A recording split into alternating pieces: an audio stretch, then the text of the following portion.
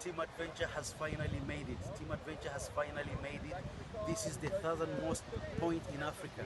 This is the end of Africa. What you can see there, right there, is the very tip of African continent. We've driven all the way across the African continent to reach here.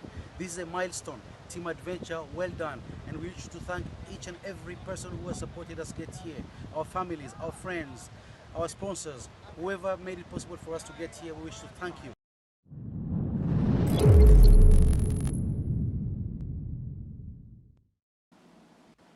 Assalamu alaikum. And welcome to Chat Away in UMMATI station. How is all our viewers doing? How are you, brother Hatim? I'm fine. What about you? I'm doing very well, alhamdulillah. Was the voice clear in the intro? Or it was just me, I couldn't hear? I think it was you, maybe. It was me, okay. Maybe we should ask our viewers. Technology. Yeah. So how's things on your side? I'm doing very well. How about yourself? Alhamdulillah, I'm excited about today's show because it's been, I would say, 2 to 3 years trying to get these guys on the show to talk about their journey. But finally we got them, Alhamdulillah Rabbil Alameen, and I think they have a lot to say about today's episode. So, what do we have cooking today, Ali? We have lots of things that's cooking up. I don't know. Khalas, we've done our intro, man. Let's just get them in, man. Let's just get them in. Okay, so our guests for today is Mr. Sultan Al-NAAMANI and Mr. HAITHAM Al-ABDISSALAAM. Assalamu alaikum. Wa alaikum salam wa rahmatullahi wa barakatuh. Wa alaikum salam wa rahmatu wal ikram. How are you, my brother? How are you, boys? Good, alhamdulillah Rabbil Alameen. Nice to be here. MashaAllah. Yeah, same here. So, Brother Haytham and Brother Sultan, thank you very much for accepting our invitation to be on the show. And today we're going to talk about Team Adventure. And before we start with the details about Team Adventure, I'm sure you want to say hello to all your friends that were with you on the team. Can you please name them so that we say assalamu alaikum to them as well? They are not with us, on the show, but at least we could mention them. Indeed, thank you very much for reminding us of that. We are here representing Team Adventure. We are one team, and I like to, apart from myself, Sultan NAAMANI and HAITHAM, we have Farid Al-Mahrouki, we have Sulaiman Al-Ghafri, Ali Jufaili, Rashid Shuaili, Mahsen Harthi, Harun Abri, Sood Shaidan. So please welcome team, even if you're not with us here now, but you are with us in spirit and in our souls. So please welcome and join the show and for us and comment as we represent you here, please. MashaAllah, MashaAllah. We are welcoming. First of all, thank you very much for this invitation. It's an honor to meet you guys and to tell our story, our side of the story, and the journey we had, and the enjoyment we had, and the memories we built. And we are, as Brother Sultan said, representing our team I would like to say, first of all, to our audience, Assalamu alaikum wa rahmatullahi ta'ala wa barakatuh, all the way from Sultanate of Oman. And on behalf of the 9 members who made this journey happen, we had a code name for each one of us, so it's like Abul Salim number 1, which is Sultan al Naamani. And then Abel Salim. Abul Salim. Abul Salim. It's like Okay. Abul Salim. And then Abul Salim number 2, Sulaiman al Ghafri. Abul Salim number 3, Haitham. And so on. Everyone was like Abul Salim. Why is Al Salim? Al Salim, because one of our colleague and a friend, Farid al Mahrouqi, his son's name is Salim. And we all call him Abul Salim. So we decided, instead of confusing, having so many names, there are 9 Abul Salims in the group. You, it, it That's looks weird. like it looks like you guys were very bored on this journey. Well, trust me, we weren't. Not really. We are very talkative. In fact, the whole journey, Haitham would not stop talking. Sometimes we had to tell him, please shut up. I spoke to one of the members of your team. I don't want to mention who it is, but I asked him, why did you take Haitham in the first place? And he said, it's a long journey, 45 days. We needed someone who could speak from Muscat to Cape Town, and the only only person who could fit that criteria is Haitham. And when he said, literally, this guy did not sleep in the car. He would start speaking until we reached Cape Town. The guy is just talking. So I don't know what sort of stories he used to tell you in the car, but I'm sure he was very entertaining. But and they loud laughing as well. Oh, the loud laughing has always. And then there is another reason, Brother Hatim, for taking me. Yes. I'm the only guy. I'm the only guy in the whole trip who can slaughter the coat. Exactly. had long beards and in each border things were smooth when they saw like a religious person. So that was part of the plan to have a bearded guy. Okay. Mashallah. I thought you used the beard to keep them warm. What warm in South Africa? Okay, now let me ask you about the journey. Is this the first journey that you take with by car, or did you do previous journeys before? We're not talking about Dubai, yeah? Dubai or No. Myself, actually, we embarked on our first journey at the end of 2016. We were 7 colleagues. All of us that I mentioned were there, except Haroon, Haitham, Saud, and Mahsen and Rashid. But in that group, we had 2 more people that did not join us in the second trip. One of them was Khalid Ankudi, if you know him. He's a famous traveler as well. Travels all over the world. Khalid Al-Ankudi, yes. I used to hike with him. Yes. Yes, indeed. And then we had another colleague. I can't remember his name, unfortunately.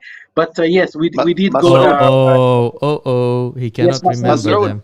Masoud. Yes, it's been a long time. Maybe I'm going old. But we did. You're gonna be in trouble.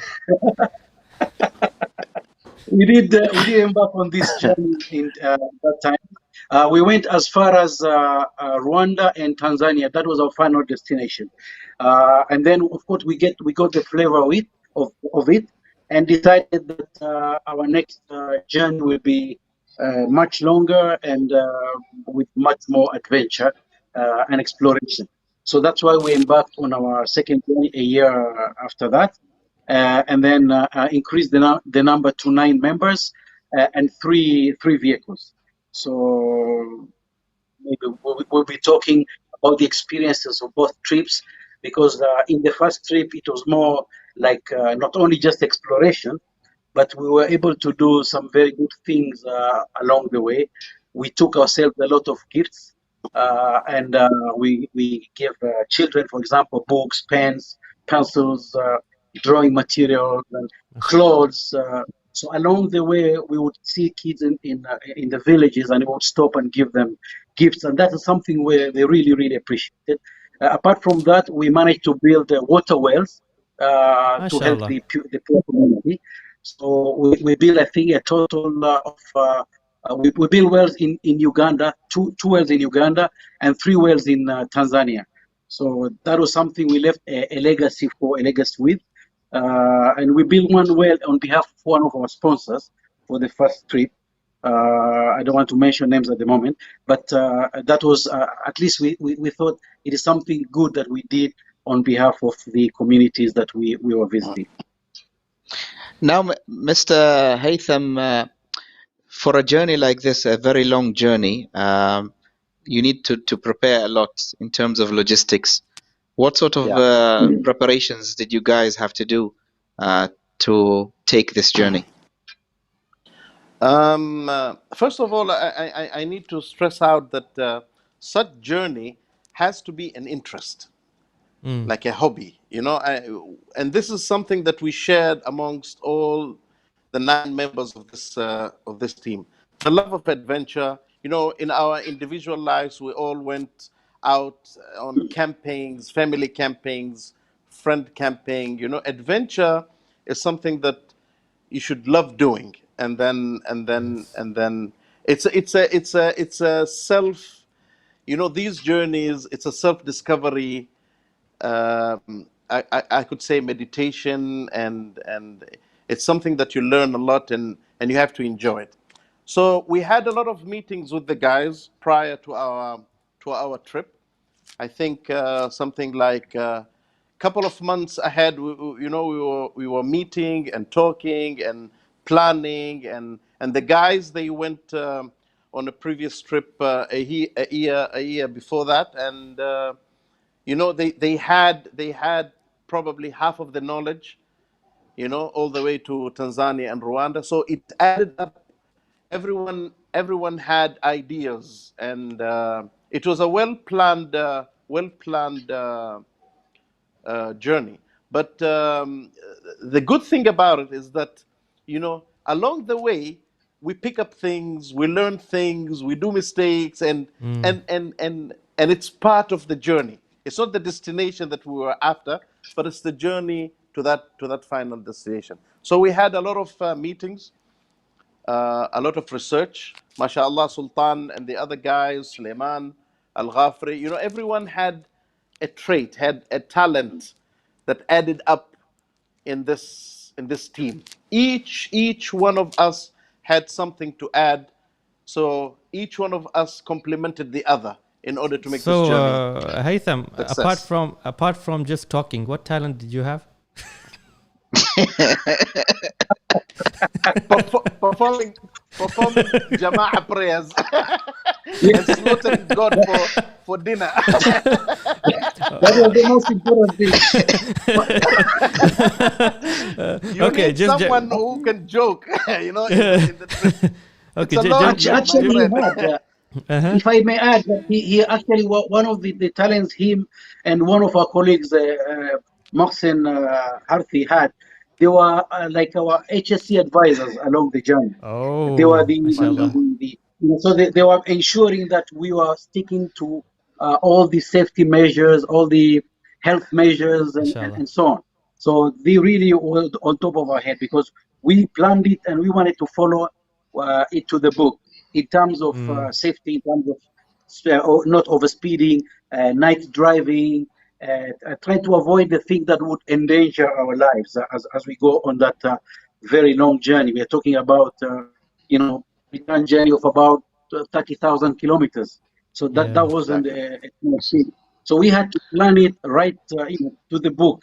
And me working in PDO, that gave me that extra knowledge on how to manage journeys and implement things that I've learned working in PDO. There was one comment or question that I actually had in my mind. Who was the chief? Amir. Thank God Or is it chef? Is it chef? I think. The chef, maybe. Is it Chef Hajit? Yeah. Well, you can call yourself, but these guys like to call me the CEO. I don't know where they get that word from, but I consider myself as the team leader for the group. They Yeah. unanimously selected me as the team leader for the group, and I gladly accepted. But I was not dictatorial. So whatever decisions we made them collectively, and we made them together. If there's something we wanted to do, we would actually take a vote. And in case we don't reach any consensus, then that is the time I would step in and encourage which way to vote. So that gave me that extra edge in that the final decision making. But it was really a collective decision of things that we wanted to do, and that's what working as a team is all about. Because if you cannot manage to work as a team, and you have a journey of 60 days going and coming back of 30,000 kilometers, then you'll find that journey is much longer than the kilometers which you're talking about, because Sure. it will not be fun at all. So you must be in that sync mode. You must be able to communicate and to understand each other and to share, and so of course there are some good and bad moments, and sometimes it would get tense.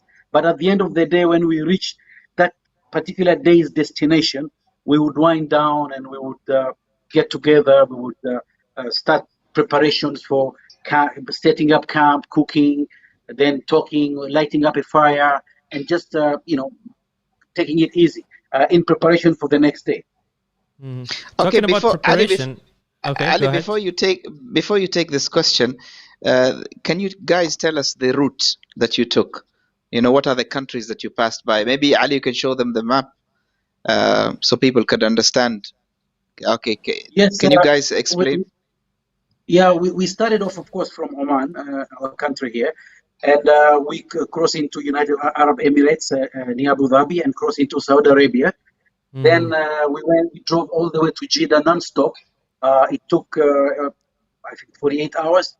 When we reached Jeddah, we had to cross a ferry from Jeddah to a port in Sudan called Suakin. The crossing alone is about 17 to 18 hours long, with our cars, of course. And then at Suakin port in Sudan, there's a lot of formalities to clear through the customs and the immigration, and they're so crowded, and it really literally takes about three sometimes 4 hours, but we managed to clear. And then from Sudan we drove to Ethiopia, and then Ethiopia to Kenya, then to Uganda, then to Rwanda. That's where I was able to receive. I was a host there as well, because I have a house there, a beautiful house by the lake. So everybody was able to come there. Then from Rwanda we went to Tanzania, and then Zambia, Zimbabwe, South Africa, and then on the return journey we went through Botswana, back to Zambia, and then Tanzania, and onwards. So we're talking about I think 14 countries in total, to reach South Africa. Some other countries we couldn't. At the last minute we had to drop, because it took much longer to get the visas. So that was a very big headache. For example, we wanted to go to Namibia, but the visa was hectic to get. So we had to abandon the plans to actually go there. So total of how many kilometers are we talking about here? Or even if you want to tell me how many days was it? Yeah, return journey was 30,000 kilometers, and it took a total of 60 days. 60 days, 2 months. Yeah. Okay. 6 days. MashaAllah. MashaAllah. So Haitham, tell us about the preparation, because someone posed that question about preparation. What exactly, in terms of logistics, the cars, specific cars, and the power of the cars, the equipment, and food, and the camping gear, and give us in details, please. We went on 3 cars. 2 of them are Land Cruisers, V8 diesel, and one of them was a Nissan Pathfinder, a 6-cylinder petrol car, which we named the Black Mamba. You know, because Oh, the Black Mamba. Okay. Ali, so Ali, do you have a picture? Do you have a picture of the yeah, cars? I think that yeah, I think I've there's a got so photo of many the two cars. pictures Yeah, there. is Let me just. There is plenty of pictures with all the cars. Yes, there you go. Ah, okay. exactly. There That's you the go. Black Yeah, Mamba. the Black Mamba. Yes. Yeah, it's like it's And like a guy with two wives. You know, if I may say so. So are you the Black Mamba's owner? No. Okay. You sounded like that. No. You know, the characters who drove the Black Mamba had to Uh-huh. be a certain group that they aligned to the Black Mamba. So Uh-huh. the two cars, the two Land Cruisers were diesel V8s, and the Black Mamba was a petrol V6 Pathfinder. yeah, Pathfinder, yeah. Nissan So Pathfinder, yeah. Nissan Pathfinder, yeah, exactly. So mashallah, you know, the journey was smooth, and it was well planned, and of course we had everyone do something, you know, had the homework in order. Mm. Someone would gather information about the countries, and the other would gather information about the fuel consumption, and then one would add information about what was needed in terms of insurance fees and all the fees related to this journey. So each one of us had their own, and then we would meet once a month, or because most of us work on schedule. You know, we work in the field, so 2 weeks on and 2 weeks off. So whenever we are on our field breaks, we would meet, and then these phone meetings were regular, and we would gather information and see what was missing and what we could do to make this journey happen. So it took a long time, but as I said, as I mentioned previous, Sultan and the other guys, Sultan and Farid and Sulaiman and Ali, the four guys, they did this trip earlier on a previous year, so they had enough information, and then we added up the other countries all the way to South Africa. So and why if I may why add, Africa? Uh-huh.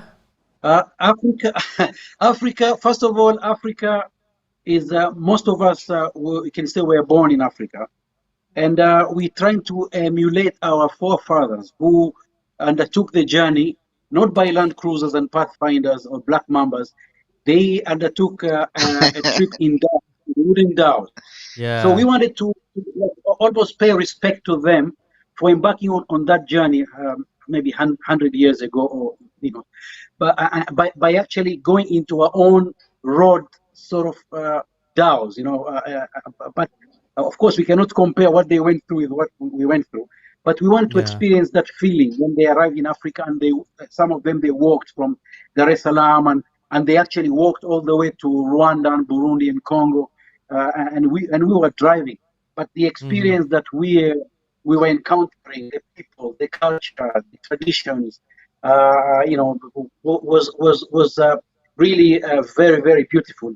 Not just in terms of the countries we went through, the beauties of all these countries, which are every country's got its own unique characteristics in terms of the topography, the geography, the people, the nature, the language. So all those things were a trove of information that we were learning, and we were thinking that our forefathers went through this. Yeah. So it was when you say Africa, yes, Africa is where we were born, we were brought up, and we wanted to go back in that manner, in that way, as paying your respect. But also at the same time, I'd like to add that we were the goodwill ambassadors for Oman. We wanted Oman to be Exactly. known. We wanted Oman to be people to know what's Oman, where's Oman, because what we found is along the way, when they ask us where are you from, when we say Oman, some people think we're from Jordan, or somebody would say where's Oman, and we had to actually practically say we are a country near Dubai. When we say Dubai, then people Yeah. understand where we are. But we believe that by the time we went and came back, a lot more people came to learn about Oman than they would have otherwise. Now, guys, in terms of language, was there a language barrier in these countries that you traveled, or they all spoke English? It's good that you mentioned this, brother Hatim. You know, each one of us had an advantage. Like Sultan, mashallah, was born in Rwanda and he speaks the Nyarwanda. Is that the right word to say, Sultan? Yes, indeed. Nyarwanda Yes, indeed. language. And then we had Saud Ashidani who studied, I mean, through primary through high school in Uganda MashaAllah. in a school, and he spoke, the Ugandan language, and then Okay. we had people who speak obviously Swahili, and then we had people like like Harun and Rashid. They spoke some local languages that because It's a they were common born over there interest. and they lived with the locals. Yeah. Okay. So But it added did up. anybody speak French? Like, because most of these countries, maybe the first language is French. Was it a barrier? You Not know? not really, Hatem, because if you look at it, the Rwanda used to be a francophone country, but then Yes. after the genocide, they changed to English. Now most of Rwandese, they speak English, they speak Swahili, and then they speak the local language. So there wasn't really that much of a language barrier, except maybe I can say in Ethiopia, if you go to the countryside, not a lot of people speak English. So that was a little bit difficult. But otherwise, in Kenya, people spoke Swahili. In Tanzania, of course, they speak Swahili. And then in Zambia, I was really amazed. Zambia and Zimbabwe, people spoke very, very good accent English. I mean, I couldn't believe you find somebody Mashallah. selling chicken or charcoal on the roadside, and the English they spoke. I mean, I was really amazed. And this is one Yes, of the legacy mashallah. that Robert Mugabe and Kenneth Kaunda of Zambia left behind. Put really education at the forefront of their population, and they could really speak the language. I remember at one point we were camped and these really beautiful waterfalls in Zambia, and it was early in the morning, and people had already prayed and just a little bit went back to their tents to sleep a little bit. And I woke up and I saw this family walking, and they were carrying almost, you can say, they were relocating somewhere else, and they were carrying a lot of heavy stuff. They have this lady with her children, and they were like about 5 or 6 of them. And then they approached me and said, "Could you please give us some food?" They didn't ask for money, but I mean, the way she spoke English and the way the children spoke English, I was really surprised. And of course, I ended up giving them not only food but also some money, and they thanked, and they left. They were on the way walking. So this is just to show you that some of these countries we didn't have any problem in terms of a language barrier. So apart from the I, language barrier, yeah, go ahead, Haitham. Go ahead. I wanted to add up, Brother Sultan. If you remember when we camped in Zambia in a football pitch beside a very, very small village, and the headmaster, Mr. Kusaif, if you remember, he came and Yes, they just showed that picture. They just showed that picture like two. yes, Yeah, that's the yes, one. yes, That's the one. yes, that's the one, Mr. Kusaif, and mashallah, and a gentleman with fluent in English, yani MashaAllah. mashallah, he was, and they extended. We had some pots missing, cooking pots, and he asked his wife and his family to we borrowed those pots, and then we cooked, and then we shared the breakfast as well on the next morning, and it was an absolutely amazing experience, to meet the locals and sit with them, and it was, these memories, they're tattooed in our head, and we would never forget such wonderful people that we met along the journey, mashallah. And then I Don't remember also. Sorry, I remember also at the same time the headmaster lent Ali Jufeli bicycle to go yeah, to the market and buy some exactly. stuff. MashaAllah. MashaAllah. Exactly. And we guys, normally when you sit with the local people, don't they yeah. wonder what on earth are you doing all the way from Oman, traveling in a car? Do they understand the concept? Why are you guys traveling? I believe they do. We tell them we are goodwill ambassadors. We've come to explore your country and to learn about you. And of course, in the first trip, we were telling people like, we are coming to build a water well for you, for your village. So they were appreciating and the fact that we were giving children gifts and what. So we told them we are on a mission to show our love and appreciation for your people and your country. And they really understood and they like people. I mean, we had a lot of stories before our first trip, even our second trip. Oh, you have to be careful in Africa. It's like this. They'll do that. They'll kill you. They'll rob you. But we never had any incident, whether in the first trip or in the second trip. In fact, if I may add, when we crossed into South Africa from Zimbabwe, there were very big signs just after the border, which says high crime area, do not stop. But we never encountered any problem whatsoever. Never. Nobody touched us. Nobody did anything to us. We were loved by everyone. Everywhere we went, people would welcome us. They would wave us out. They would whistle. They would come and when we park at the fuel station, they would congregate around and look at the flags and take pictures and ask questions. I remember one of the places when we were crossing from Ethiopia into Kenya. There was two guys. I was in the car, and two guys were walking, and they were speaking in Swahili. They looked at because at the back of our vehicles we had huge poster of His Majesty Sultan Qaboos. May God rest his soul. MashaAllah. Somebody walked there, and I was looking at that picture, and then he told his colleague, in Swahili, and they didn't know we understood Swahili, and they said, you know what? I think this is their prophet. This is Muhammad. And I had to come out and actually explain to the guy in Swahili. I said, no. This is not our prophet. This is our leader. This is our king. This is. Then I had to start giving a little bit history about Oman and so this is the way things were going. Some of these places. I'm sure in these journeys you come across a lot of challenges, and one of the challenges is the mechanical challenge. Sometimes the cars fail, sometimes the shafts break, sometimes you get yourself into mud traps. So my question is about the mechanical problems that you faced. Who was the engineer who saved the day? And I also want to ask a burning question. Wait. Now? No Yeah, burning yeah. questions, Now? please. Now? Yeah, Are you sure? yeah, now. Yeah, now. I want to ask a burning question. Okay. HATIM burning question. In every journey, there is a person who thinks he knows better than everybody else, and he's acting smart.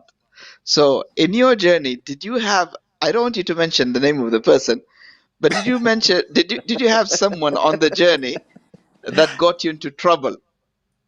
Like, for example, you all of you agreed that okay, we shouldn't go in this road because it's dangerous, it's muddy, we will not be able to make it. And says, no, we can make it. And then you go through and you get stuck. Do you have such characters? Maybe the Black Mamba. Yes, I believe we do. I believe we did. I believe we do. But as you said, I'm not going to mention any names. Yes. I'll add. I think it became something positive. When something like that happened, it creates more adventure for us. It's actually fodder for our feeding. So it became it's part of our adventure. If we didn't have that, we would not have experienced whatever we experienced. If the Black Yes. Mamba was not breaking down some of the places, where we would actually practically, and I'm going to answer your first question and tie it Yes. to the second of your burning question. We had a very great mechanic. Harun Abri is a gifted mechanic. He was like our savior, MashaAllah. really. Without him, we would have probably have, instead of 60 days, it would have been forever days. I don't know how long it would have taken us. But of course, together with the other guys, I mean, even Suleiman himself was he's got that technical savvy. So we were really depending on this guy. he would just really be, create something out of nothing just to make sure that we get to point B, where he would then take care of the problem. But he really was on top of things when it comes to mechanics, not just repairing things, but he helped us to plan what we needed for the journey. All the spare parts we needed, all the consumables we needed, and of course he would do the services, after every how many kilometers, and or when the brake pads failed. For example, when they were in Kenya, the brake pads failed, and we had to really create impossibilities to get the spares that we needed. And he was there. He was always first hand to support and help. All the three vehicles, we were really depending on him. So when you asked about the burning question, Yes. this car, the Black Mamba, kept on braking on the way back. But as I said, it really added to the flavor of the adventure that we went through. That's how you experience things, because you go through things, difficulties. Otherwise, then we might as well have flown. But the fact that we went through all that, and we had to sleep somewhere, where we had not planned to spend the night, so we had to camp somewhere we had not anticipated. So that added to the flavor of the whole journey. He's been diplomatic, man.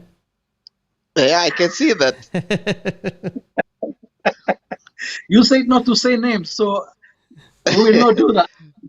I think Haitham's voice has disappeared. Haitham, you're muted for some reason. I don't know why. We cannot hear you. Maybe he's done this on purpose. He wants to say something for sure, but I don't know if Sultan has to do anything with this. And he's trying to stop Haitham from saying something. Haitham, it's okay for you to hang up and join again, just in case. Yeah, hang up and then join again. Yes, Haitham was also one of the godsends we got, really, because he was, as he mentioned clearly at the beginning, he was like our spiritual leader. He was our imam. He was we would consult with him in case of some people were missing home, and they would go and he would talk to them, and this is how he was consoling people. Sometimes somebody was obviously when you travel together, sometimes you're on top of each other's nerves, even though you're one team. But sometimes these things do happen, and he would come in between, and he would make people understand. Okay, we are in this together. Let's let's be brothers. Let's be friends. Let's continue. Let's reach our destination peacefully and nicely, and come back to our families. So he was one of those people really that added to that flavor. So he was the man of the cloth. We were talking behind your back, Haitham. That's why we wanted you to hang up. I hope you said good things about me.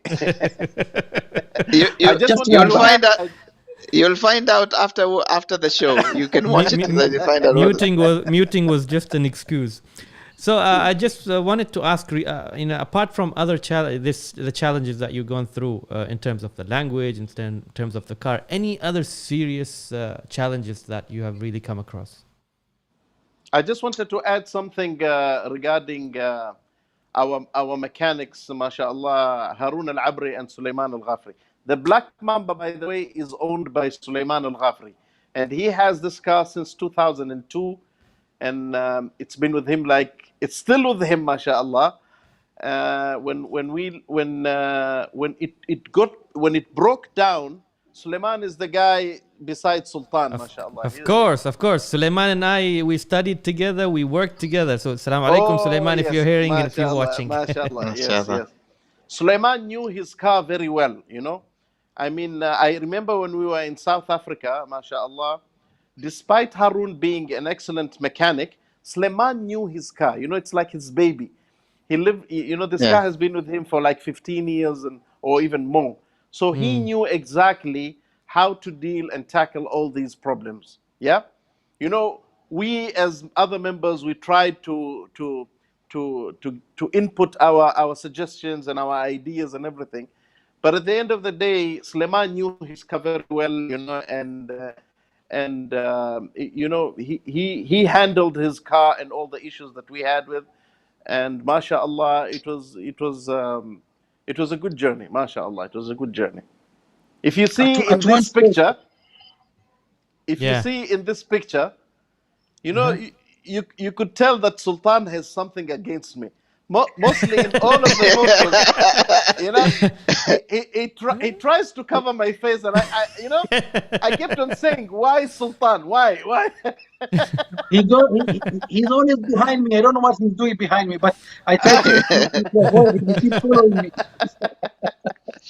I Actually, I think this picture was somewhere in Katavi National Park, and you asked one of the challenges that we got apart from the vehicles breaking down. Mhm. We had other challenges. I think it was on the return journey.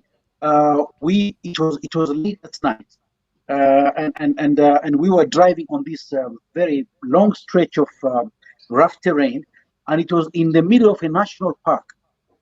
And as we were driving, somebody noticed that the light of my car was shaking, was almost about to fall. So he radioed. We had these radios. We were communicating to each other, all the three vehicles. So he radioed. He said, "Look, your light is about to fall. Maybe we should park and try to tighten it." Just as soon as he said we should park or we should stop and tighten it, just in front of, I think the black mamba was in front of us, and they saw three lions cross the road at that very moment that we were going to stop. Oh, so He said, "No, mashallah. don't stop, don't stop, don't stop." So we had to proceed another few hundred meters or kilometer or whatever, and then he said, "Okay, maybe this is a good place to stop." Just as we're about to open the doors, we see hyenas, and he said, "No, no, no, maybe Hyenas. we should not." Yes, and then Arun, who was driving with Rashid, actually went, and when he saw another two lions, he played a joke on Rashid. So what he did, he opened all the windows and then put the lock, and then near the Rashid Subhanallah. was shouting and crying, and he practically had to jump to the very back to the boot. So this guy was well, crazy at times. well, that's a very, very good joke with the lions. Yeah, I think Yeah. he will never forget. I'm sure the Harun, lions Har- laughed on that joke. Harun is an exceptional guy.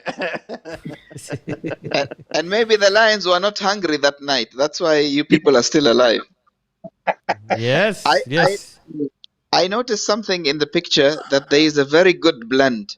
You have people who are old, people who are middle aged, people who are very young, and I understand everybody comes from a different background.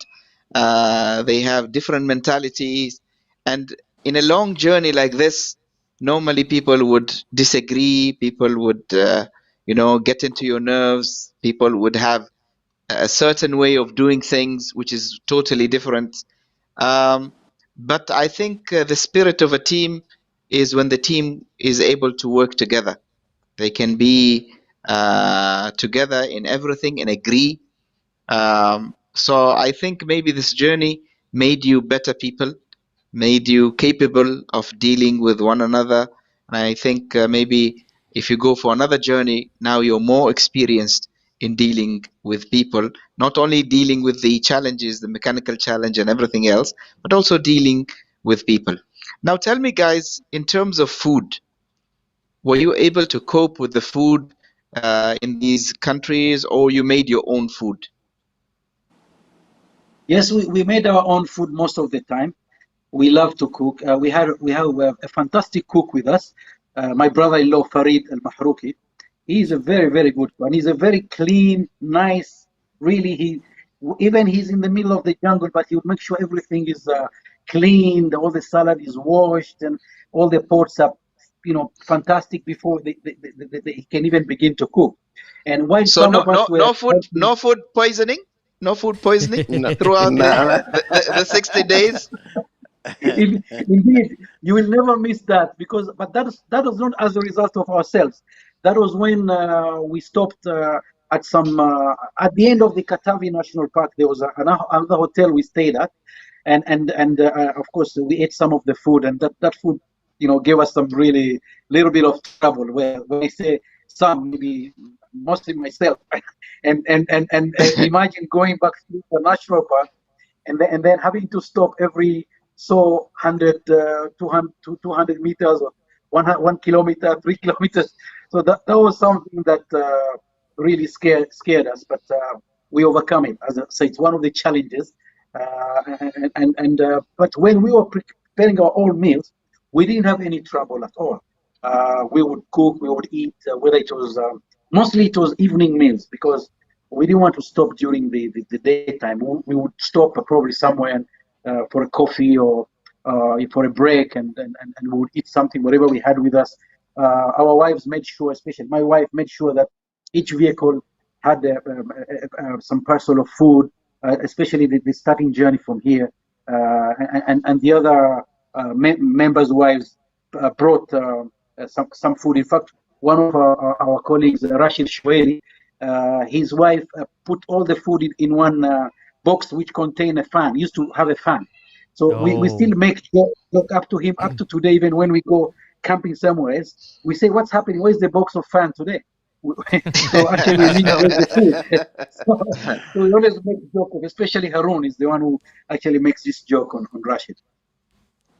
Yeah, I think I want to hear some stories. Maybe if you can tell us some interesting stories that you've gone through, Abu Harith or Sultan, or One Abu, particular- I will ask Abu Salim to answer. Abu Salim. Abu Salim. So now you choose which number. Okay, so I'll be Abu Salib, and I will answer that. When we got to Zimbabwe, we went to this. Of course, the most famous place of Zimbabwe is the Victoria Falls. It is a massive view, a beautiful view of this huge amount of water that pours, and there's a beautiful bridge that crosses the Victoria Bridge. So when we went to the Victoria Falls, at that time Oman had won the Gulf Cup. So I think there's a video, maybe you will play it later on. But and our loud voice person, he came into use that time, because we were singing in place of our national team to have won the Gulf Cup, and HAITHAM's voice could be heard beyond the sound that was made by the falls, because that's how loud his voice was. So Can you play the video, please? Yeah, I'll search for it and play it, inshallah. No worries. Yeah. So what happened from there? Once when we finished the taking pictures and viewing the falls, I wanted to do the bungee jumping from the Victoria Bridge to the Zambezi River, and everybody, I mean, Suleiman, Farid, Rashid, and myself said they're the ones who are going to do the bungee. Everybody said, no, we're not going to risk our lives. So we went, the four of us, in high spirits, and everybody walking like a soldier. And then we got to the Victoria Falls Bridge. There's a little place called No Man's Land, because it separates Zambia and Zimbabwe. So there's a little, like 3 meters area, it's called No Man's Land. And that's where they tied this bungee jumping cords and so on. So as soon as we got there, and they saw other people, they were taking the plunge. It's 110 meters long. So when we got there, and I was really ready, and I went and made a payment, and I was asking everybody, so guys, shall I make payments for you? Farid started, oh, actually, you know what? I am wearing contact. Suleiman said, actually, you know what? We had back surgery. My doctor, yeah, I didn't get my wife's permission, so I cannot do it. So all the pains will reveal at that time. All the pains will come. To jump. And then after he jumped, they took the video, and immediately they posted it on Facebook. And then my wife saw the video, and she said, oh my God, my husband is gone crazy. And she showed it to her mother. Her mother immediately called my mother, and they called for a United Mothers Security Council meeting. And then they decided to put sanctions on me and say that we will never go for any other trip ever again because of this. So basically, Sultan, you're telling us the guys chickened out. Everybody Yes, came up with indeed, excuse. indeed, Yeah. indeed. At least Haitham and the others, they said from the beginning, no, no, no, we are not going to do it. We don't want to do it. But Suleiman and Farid and Rashid, they just chickened out. They're okay to face the lions, but not okay to do the bungee To jump. bungee Huh? jump. Exactly. To bungee jump. Okay, I'm gonna play the Ali, video. Yeah. Ali and Hatim, can you imagine someone with my weight, a 95 kilo hippo, going and doing a bungee jumping? You know, I don't think that rope will come back up again. I think the gravitational force will be different. Huh? Exactly. And there are, by the way, there are crocodiles at the bottom. There's on the Zambezi, there Oh, are crocodiles, hippos, Zambezi and and elephants as well. hippos. Yes. Yeah. oh, So okay, now, okay. now we understand why people chickened out. Yeah. I think they have an excuse. They have an excuse. Okay, so I'm playing the video right now. Let me just do that. مبروك لمنتخبنا خليج 23 وشعارنا سيفن والحنجر عمانية وشعارنا سيفن والحنجر عمانية وشعارنا سيفن والحنجر عمانية زيمبابوي فيكتوريا فول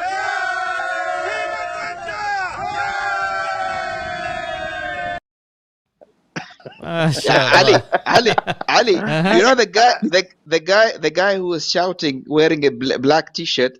He reminds me of this character in Artugol, the movie, where Which where character?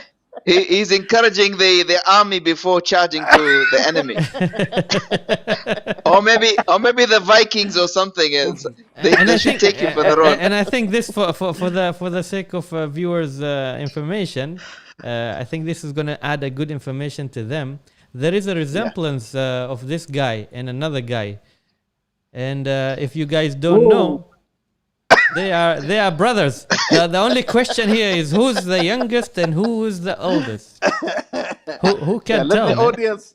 Let the Let the audience audience- reply on that. Ali, stop embarrassing us, huh? Allah, Ali, you're fired. You're fired, Ali. Oh man. I wanted Now- to add one incident. I think we were in Uganda, if you remember, Sultan. And I was in this first car with Suleiman and Farid. And then the second car was Sultan and Rashid and Uncle Muhsin. And then the third car, Black Mamba, was Ali and Haroon and Saud Shidani. So we were on the first car, and I was seeing these old masjid, you know, the mosques, the masjids that are built by Mud. clay, mud and clay, yeah. And you know, and I was telling the guys, you know, let us stop in one of these masjids and pray, and you know, it's just to have that humbleness and down to earth feeling, you know, in praying in such a place, you know, it has that religious effect on you. So they were saying, yeah, okay. Well, you know, let's drive a few kilometers. And I said, okay, guys, yeah, but okay, whenever, yeah, okay, no problem. You know, And this is in the radio call? That's in the this is radio call? No, I am with them in the car. I'm sitting at the Okay. back seat, and Suleiman is on passenger side, and Farid is driving. You know, and every time I mention this, I said, "Okay, no problem." You know, Farid is the type of a guy that you'd enjoy driving with him. If you say, "Farid, come on, let's stop. We need to buy some fruits, some sugar canes or mangoes," he'll say, "No problem. Just another few minutes, another few kilometers, and then we will stop." And the next thing you know, He it's never like stops. 150. He never stops. It's like 150 kilometers we've driven. So I was telling him, please, you know, let's. He said, okay, no problem. We will. And then, subhanallah, the car breaks down exactly near a masjid. If you remember, Sultan, there's a picture that we are fixing a car. Okay. Yeah, we Yes. are fixing a car under the tree. I think there's a photo over there. And it just broke down, a pulley, you know, jammed, and we stopped exactly beside an Subhanallah. old masjid. Yeah, and you know, we spent there like 3 to 4 hours. They had to take the other car and go and buy a different spare part, and we had lunch there, barbecue, from the locals. And I prayed, and we all prayed in that masjid. And when we went back to the car, they said, "Listen, Haitham, listen, ABDISSALAM number 7. Please, no more these requests of yours." Yeah, exactly. Haytham, Yeah. Abu Salim 7. So ABDISSALAM 7. what were you? What kind of dua did you make before that happened? Well, that's between me and Allah subhanahu wa ta'ala. Ali, I'm sure he was doing this. Oh Allah, teach these guys a lesson. Oh Allah, please teach them a lesson.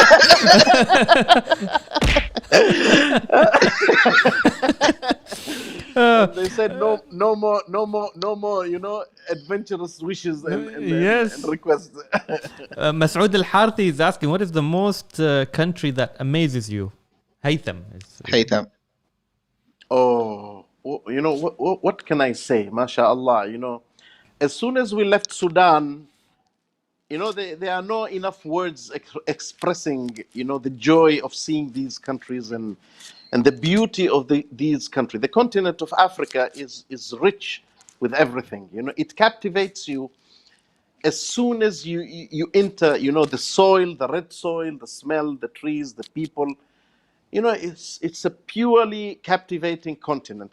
So when we left Sudan, it's like it's all brownish with mountains and just, and we enter Ethiopia, and it's as soon as you cross the border, the greenery is different. It's from brown to green, and then you You're in cross Salala. around From Hema to Tamrit. to Salah. Exactly. This is one of the photos in Victoria Falls where we were holding hands. We wanted to swim in a pool called Devil's Pool, but it was the flow of the water was so high, and then we went to a different pool that's called Angel's Pool. It's just at the tip of the waterfalls. What? What a It's- contradiction. Why would you want to swim? Why would you want to swim in a devil's pool, man? What's wrong with you? Hatim, they wanted to Rami al-Jimar, throw stones, and that's why I think. No, we are there Sultan. because that's where you go to prove yourself. They couldn't jump the bunch jumping, so they wanted to prove themselves that they can actually go to the edge. They can meet of the devils. Victoria Falls, and that is really actually at the edge of the waterfall. You can It is at the literally edge. hear the thunder, and you Oh. can actually literally see the wall of water going down. But these guys are Exactly. so good; they know exactly where to step, and they tell you where I put my foot is exactly where you should put yours. So we have to hold Exactly. hands, and we have to Ah. follow each other very carefully until we reach at the edge of the water of the waterfalls itself. Subhanallah. And by Subhanallah. the way, So thank God. So Alhamdulillah, 9 people went to Africa, 9 people came back, huh? Not 7 Indeed, people indeed. or 6 people. Alhamdulillah. Did you come with 9 or did you add more people along with you? No, Or maybe I should keep that question aside. Not. Oh well, adding, continuing on the question of Masood Al-Harthi, mashallah. Ethiopia was mashallah captivating, and mashallah, you go into from Ethiopia to Kenya, it's a different green, and then you go to Uganda, it's even much a darker green.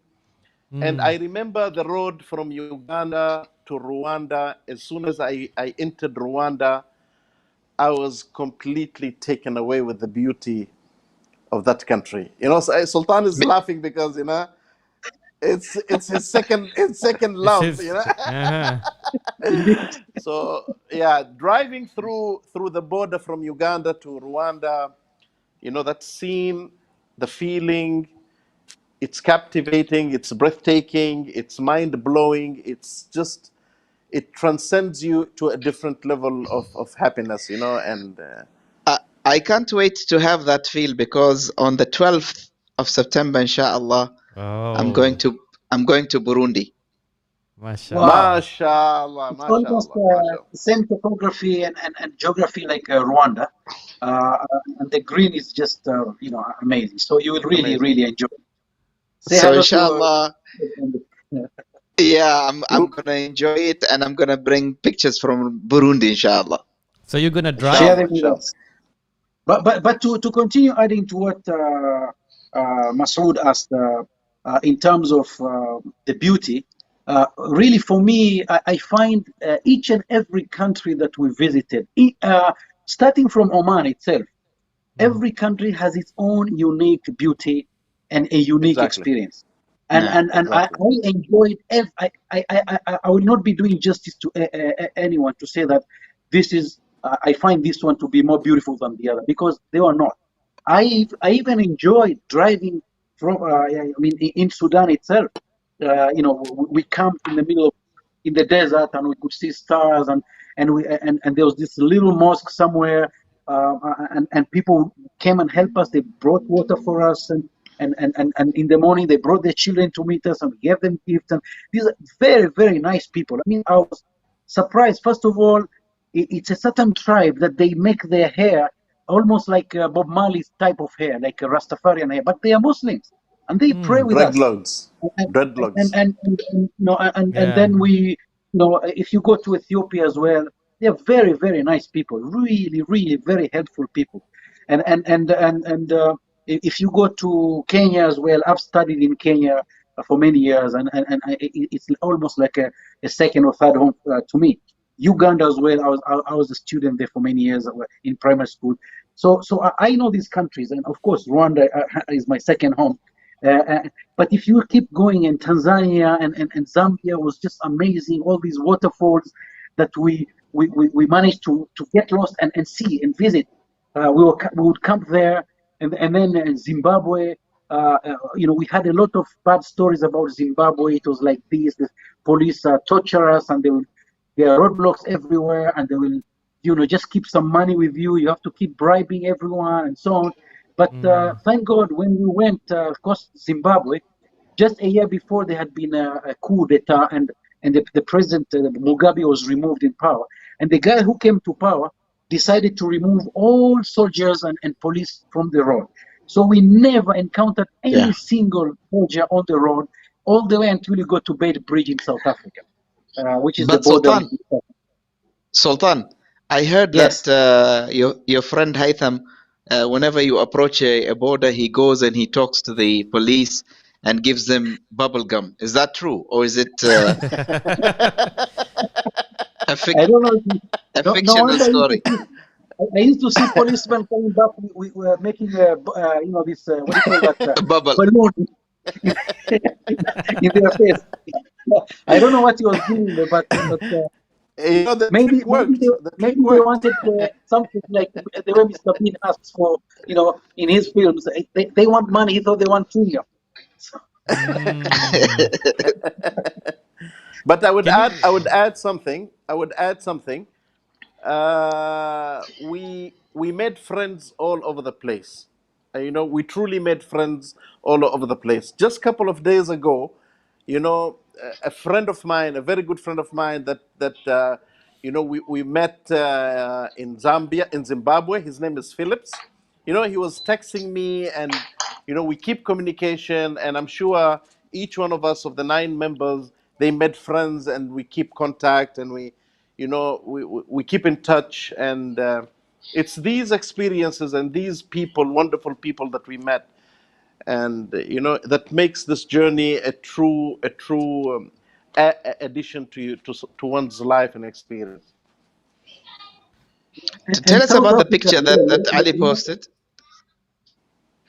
The picture that what is this picture? Can you please describe it? This is one of the wells which we helped to build in Uganda. It's a place called Iganga. And the person you see there is actually an Omani. His name is Mohammed Sinani.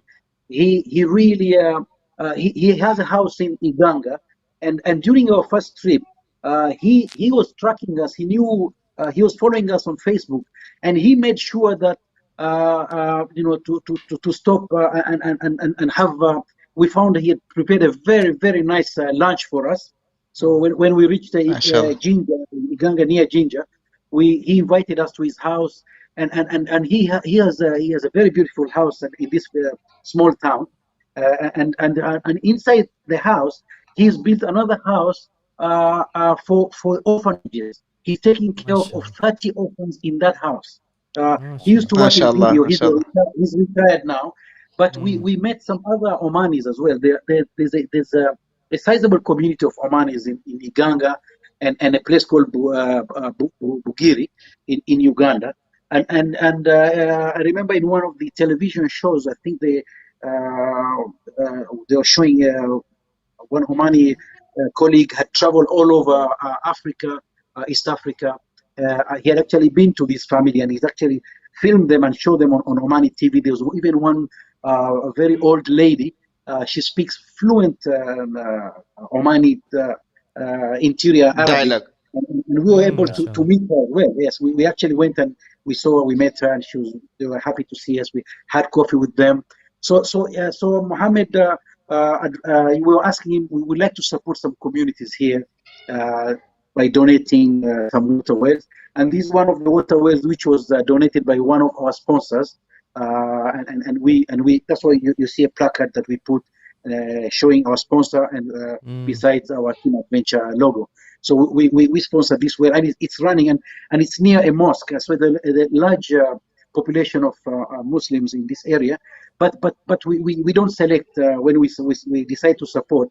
We don't select to say these are Muslims or these are non-Muslims. We just select support a community, whatever their religion. We don't discriminate. MashaAllah. MashaAllah. MashaAllah. You had a special meeting with the ambassador, I think in Cape Town. First, what was the feel that you finally reached your destination, Cape Town? And then what was the feel also meeting the ambassador? The ambassador actually was not in Cape Town, but was in Pretoria. Pretoria is where the capital is. So that's where our embassy is.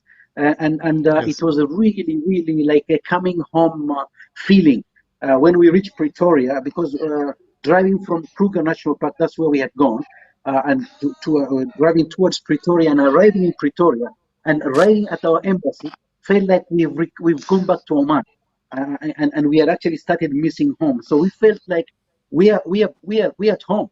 And and he really welcomed us. I mean, he was really happy, and he was spent almost 2-3 hours with us. And they prepared a beautiful, sumptuous lunch for us. And Haitham was But like the main guy. I heard a different story. I heard that you guys invited yourself, man. Is that true?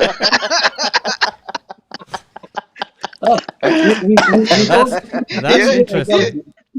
You didn't have a decent meal for a long time, and you said, "Yeah, let's go and invite ourselves in the ambassador's house." He was the second ambassador we met. The first one was in Okay. Ethiopia, the ambassador of Oman Yes. in Ethiopia and in Addis Ababa, and the second one was in Pretoria. Okay. MashaAllah, it was a very good. There's a funny incident, the funny story. Where after we had our lunch, normally after we have our lunch, we wanna say dua, So, I was telling His Excellency the Ambassador, today Sultan is gonna perform dua in Nyarwanda language. Okay. And Sultan was saying, no, please, Haitham, no, don't involve me in this. And I said, come on, we want to hear the dua in the native language of Rwanda. And he said, no. Just go ahead and say it in Arabic. Sultan, say something in your Rwanda for our audience to know how does it sound. Muraho makuru mumeze mute natwe turaho twishimiye kuvugana nawe.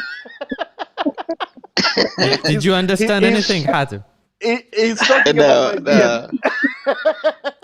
Actually, to tell your story, it's interesting because you mentioned Cape Town, and you mentioned that met the ambassador. The activity was in Pretoria, but when we are arriving in Pretoria, in Cape Town, Our final destination was a place called Cape Agulhas, which is near Cape Town. It is the very tip of the African continent. It is right at the bottom of Africa. That is the last point you go to finish the continent of Africa. So from there, we went to Cape Town, and we went we were looking for our hotel, our apartment, where we booked our apartment where we were going to stay. So somehow we got lost. Our GPS took us at a wrong turn, and we found ourselves under a flyover, a massive flyover. So while we were trying to find our bearings, suddenly one car had stopped, and then suddenly I hear Haitham speaking to these guys in Arabic. These guys were looking down and they're speaking to Haitham in Arabic. And then I looked and they're communicating and then I came to realize that these I think there was one Kuwaiti guy and one Saudi guy who were students in Cape Town in South Africa, who had seen our flags while we were parked and saw the number plates and stopped on the highway to talk to us. It was on a Sunday, so there wasn't a lot of traffic. So they stopped on the flyover and started talking to us, and then said there's an Omani guy studying with them at the University of Cape Town. He's studying to be a doctor, and they would tell him about us. At that time, the police actually had arrived and told those guys to move. So the same evening, after we checked in our hotel, we were surprised to receive a telephone call from the Omani guy who was studying in South Africa, and said that he managed to get our telephone number from our ambassador in Pretoria. He actually called and he said, yes, they were here with me yesterday or the day before, and this is our number. So he again invited us to go to his house, and he prepared a very, very nice Arabic meal with lamb. So we spent almost a couple of hours with them. That was really, really very touching. And almost by coincidence that we would actually meet such people there. So in all 12 people came. There were people from Libya, from Yemen, so the conflict between Saudi and Qatar and was nowhere to be seen at that time. So all politics were put aside. And we were together, and it was really, really a very nice experience we had. I think Haitham can attest to that. Guys, I think we're running out of time. We have the last 2 minutes of the show. So I would like Haitham to send a message in Swahili to the people of East Africa, because East Africa, most of them speak Swahili. We've heard they're in Rwanda. So can you, Haitham, say something in Swahili? And then we will pose the last question for the show and close the day, inshallah. Inshallah.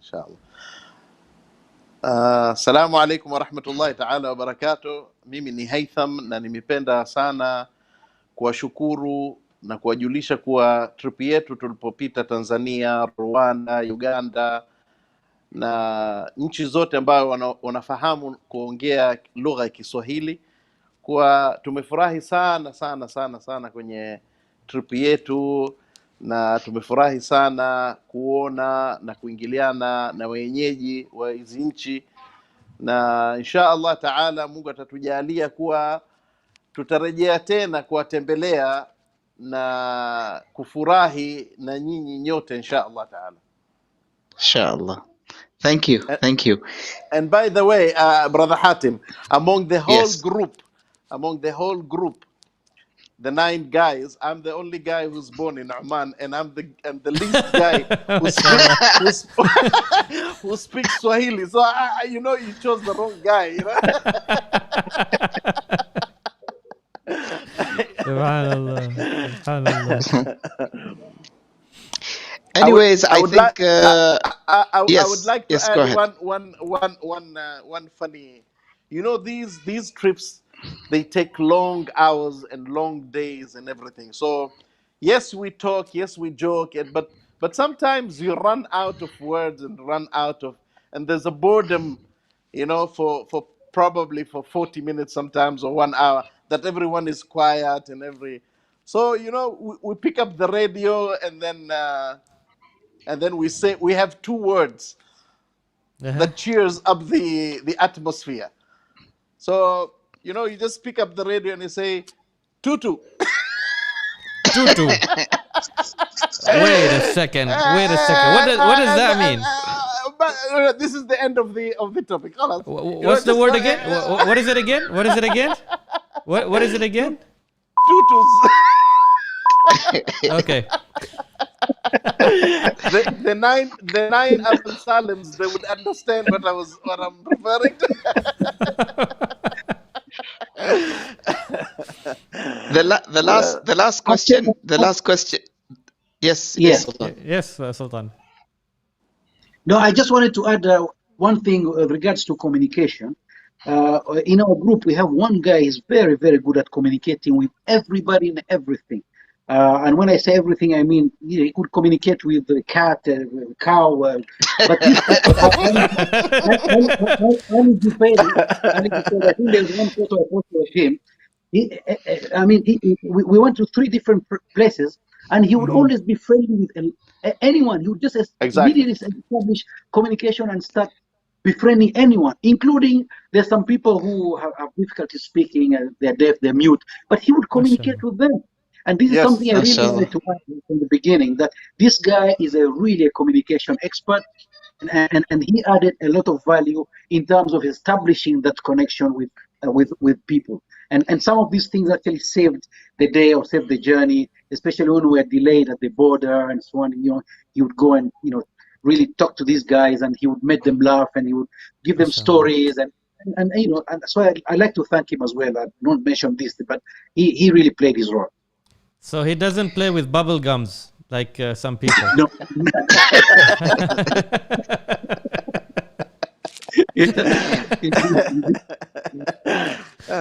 Okay. The final question for the day is: are you planning to do this journey again, but in a different destination, like going to Europe, Asia, Iran, anywhere, all these countries, for example? Yes, we had planned. In fact, we had already planned. Everything was in the works. Although I was still under sanctions, but I was trying to break the sanctions, you know, to negotiate my sanctions out. But we had made a road to go to drive from Muscat, from Oman to Singapore, through United Arab Emirates, then to Iran, then Turkmenistan, Uzbekistan, Kyrgyzstan, China, Laos, Thailand, Malaysia, and finally Singapore. The journey would have taken us about a month, and it was about 14,000 kilometers. Inshallah, but the COVID situation put everything on hold. But we are hoping, inshallah, that when things calm down and cool down, it will either be that trip, or it will be some other trip, because another trip we're looking at was circumnavigating the whole of the Western African side of the continent, and driving all the way to South Africa and back through East Africa back to Oman. So almost circumnavigating the whole of the African continent. So we are hoping that one day, before we reach our retirement ages, we want to complete at least those 2 trips, inshallah. بإذن الله. Thank you very much, Haitham. That's the one we are talking about, the one we had planned for Singapore. MashaAllah. Thank you very much, Sultan Al-Nu'mani and Haitham Al-Abdissalam, for being with us on the show. And we have been honored, and we learned a lot from both of you guys. And on your behalf, we would like to thank the other guys who are with you on the Team Adventure. And I hope we see more of you. I just want to say that you should increase your media coverage in these journeys, because people are interested to know about what you see throughout these journeys. So maybe if you have a Snapchat account or something, it would help for people to follow each and every step of the journey. And we have already posted the social media, in, by the way, for the viewers in the description, so you can go through that. If you, Sultan, if you have any other address more than what you gave me, you can also send me, and I'll post it in the description. Yes, for now, the Instagram and Facebook. But later on, of course, we will add the other social media as well. So people can Okay. follow us. They can view all what we discussed. They can view it in. They can actually go with us in that journey. They'll find a lot of photographs, a lot of videos, a lot of jokes, a lot of communication. So please go and visit our web pages, our social media pages, and you'll find what we've been talking about. Inshallah. Inshallah. Inshallah. Thank you We very much. appreciate Jazakumullah Thank you khair. very much. Thank you very much. Thank you very Thank you much. very much Thank for you. having Thank you, us. Ali. Thank you, mashallah, Brother Ali. Thank you, Brother Hatim. And thank you to the viewers all over the Indeed. world. And it was an honor, actually, to tell our story and share our journey and happiness and the memories that we've built. And thank you all for this wonderful program. Thanks for you know, this world has become a very small world through media and mashallah, you know, we too we've learned a lot through this channel by, you know, they've hosted a lot of guests, mashallah, and it's a very very very beneficial platform, and we thank you all, mashallah, for everything. I just want to add that even though the trips I mentioned, the Singapore and other places are in the works and maybe in the future, but I just want to say that in November, some of us in the Team Adventure are actually flying to Rwanda and then doing a sort of a mini tour of Rwanda. And then if the borders between Rwanda and Tanzania open, we will drive to Tanzania and do a tour of Tanzania. So there will be Team Adventure mini trip to Rwanda and Tanzania. So keep watching this space, please. So if anybody wants to join the Thank Abu you. Al-Salam's, can they join you guys and become Abu Salim 10, 11, 12? The process takes a long time to be admitted in Team Adventure. You have to meet a lot of criteria. Jazakumullah khair. Thank you so Thank much. you very much. شكرا Thank شكرا you. ما شكراً. قصرت. شكرا أنتم كذلك. Thank مع you very much. السلامة. مع مع السلامة. السلامة. مع شكرا. السلامة. مع السلامة. مع السلامة. Bye. So Hatim, man, you're lucky, man. You're gonna go there, but of course you're gonna fly, I believe. Or are you gonna Yeah, drive? I'm gonna fly. I'm not a, you know, I'm not an adventure person, so I don't think I can bear, you know, sitting in a car for 60 days or 45 days. I think that's gonna be very stressful. I would rather fly and then do the journey in each and every country by itself individually. Yeah, I think you have your own style, your own way of having adventure, and mashallah, you're good at it. Alhamdulillah, alhamdulillah. Alhamdulillah. I think we have one comment before we leave. We want to see you again live in this channel when you are abroad. Oh, okay. So that's the message to Abu Al-Salam's. Try to broadcast Abu it live when you're Al-Salzam. there. Al-Salzam. Yeah. Abu Al-Salam. And to our followers, please like and share this episode. And if you have not subscribed, to please do subscribe and hit the indication button so you can get all the notifications from UMMATI Station and become Abu Al-Salam number 10. Salam. وعليكم السلام ورحمة الله. جزاكم الله خير.